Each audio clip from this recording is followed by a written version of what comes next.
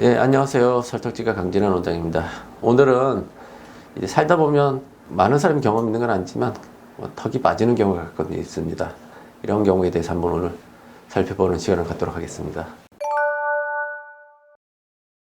이 턱이라는 거는 치아를 담고 있는 관절을 통해서 이제 두개골로 연결이 되어 있는데, 다른 관절들과 다르게 우리 관절은 양쪽이 하나로 붙어 있기 때문에 이제 말하자면 어떻게 보면 따로 움직이긴 하지만 하나로 연결되는 관절이라고 볼 수 있습니다.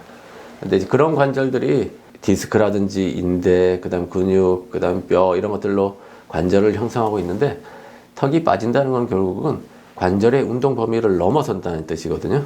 이제 넘어서는 경우는 당연히 우리가 어깨가 몇 도까지 돌아갈 수 있는데 그 이상을 돌리면 관절이 빠지거나, 모든 관절은 한계가 있기 때문에 한계를 넘어서면 당연히 빠지게 되죠. 근데 턱 관절 같은 경우는 또 다를 수가 있어요. 기존에 이제 턱 관절의 컨디션이 많이 안 좋다든지 그러면은 한계 자체가 좀 좁아지게 되거든요.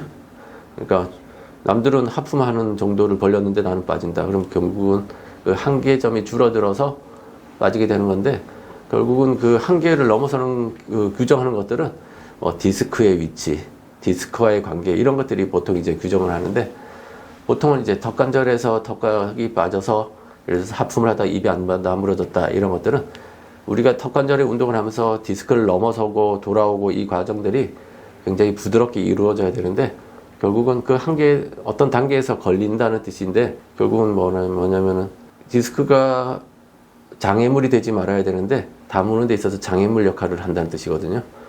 이런 경우는 관절이 미세하게 좁아져 있다든지 아니면 디스크의 위치가 변해 있다든지 뼈가 평평해져 있다든지 여러 가지 조건들에 의해서 발생할 수 있습니다. 그래서 이 처음에 턱이 빠졌을 경우는 사실 이게 스스로 맞추기가 굉장히 어렵거든요.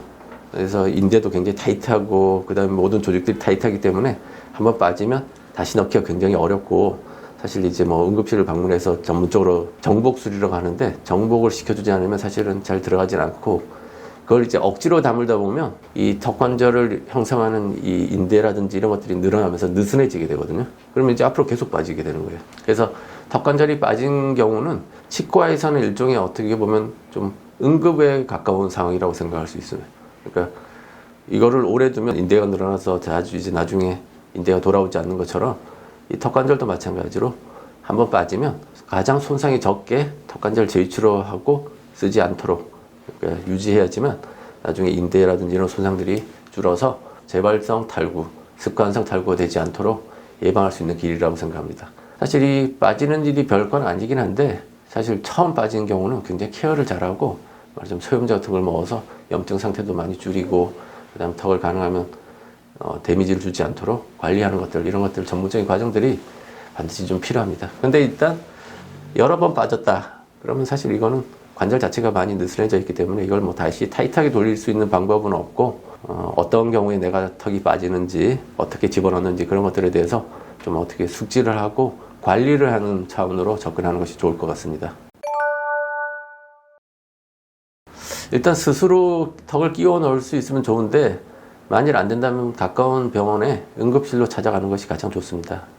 아니면 주변에 구강외과 전문의가 있는 치과, 주변에 잘 찾아보면 구강외과 전문의 선생님들 계시거든요. 그런 선생님들한테 턱관절을 맡기시면 아마 잘 금방 맞춰주실 겁니다.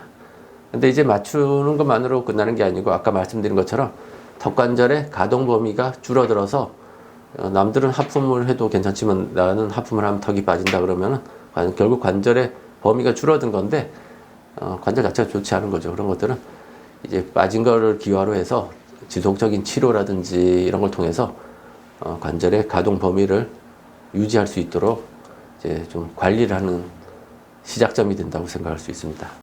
좋아요, 구독, 알림 설정까지 감사합니다.